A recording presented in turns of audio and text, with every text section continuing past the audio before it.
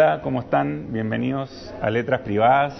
Tenemos con nosotros a Felipe Brown. ¿Cómo estás? Bien, ¿y tú? Bien, pues, un gusto. Gracias por invitarme. No, pero gracias a ti. Felipe nos viene a hablar de una obra de teatro de Martin McDonagh, y él escribió una obra que se llama The Pillowman, El hombre almohada, y que esta obra está siendo representada en el Teatro Lastarria. Felipe es el protagonista y Willy Semler es el director. Sí. Así que si ustedes quieren ir a verla, es de jueves a domingo a las 9 de la noche en el Teatro Lastarria. Pero ahora vamos a hablar del aspecto literario de esta obra y del movimiento en el cual ella se inscribe, que nos resulta bastante interesante. Tú me contabas que McDonagh como que se crió o partió su trabajo dramatúrgico con el movimiento de In Your Face. In Your Face.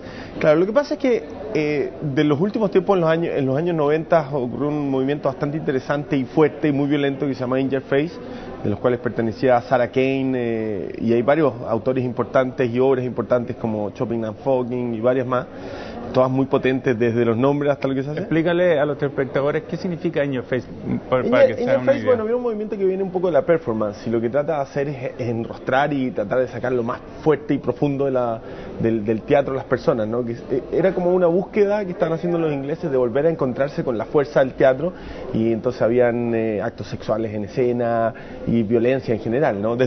No tanto, los temas eran muy violentos, pero eran muy violentos físicamente también. Una especie de expresionismo. Claro, exactamente.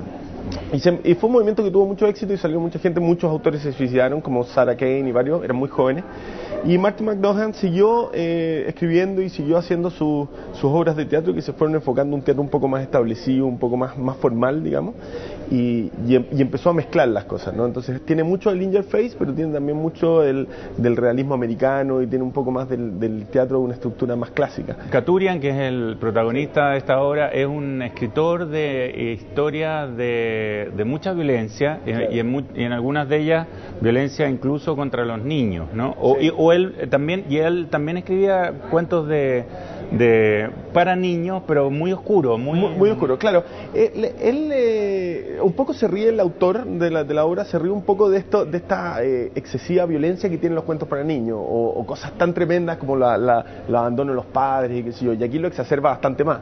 O sea, los cuentos acá son perversos incluso, ¿no? Fuertes y muy sangrientos. Entonces, este escritor, que es el personaje que hago yo, cuenta cuentos para niños, pero cuentos un poco fuertes, que se mezclan con una serie de asesinatos que han ocurrido en esta ciudad o en este pueblo, porque no está bien identificado en la obra tampoco, que se parecen mucho a las historias. Entonces unos policías empiezan a investigar y a decir, tus cuentos se parecen mucho a una serie de asesinatos de niños que están ocurriendo. Y ahí entonces empieza como a armarse la estructura de la obra y lo que viene para adelante. Viendo esto como el origen de la literatura de Katurian, y también viendo el destino de la literatura de Katurian, que son estos crímenes, o sea, el origen es el abuso, sí. El final son los crímenes, es como una reflexión sobre la literatura, sobre los medios de la literatura, sobre de dónde puede nacer y a dónde llega. Exactamente, y eso lo toca muchísimo, de dónde nacen y cuáles son las ideas y cómo se pueden manejar. Él en el fondo propone acá de que un escritor que no nació lleno de sufrimientos ni nada, se le podría llegar a provocar en algún minuto para que él llegue a escribir literatura de primera línea.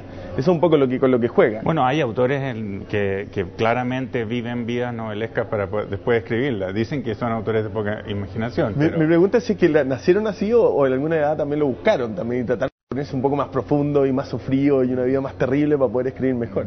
Bueno, Felipe, un millón de gracias por traernos este comentario. The Pillowman, de Martin McDonagh, lo pueden ver en el Teatro Lastarria, y también preste la atención a este autor porque nos está bastante dando que hablar en el cine como en el teatro. Exactamente. Nos vemos. Muchas gracias. Muchas gracias, nos vemos.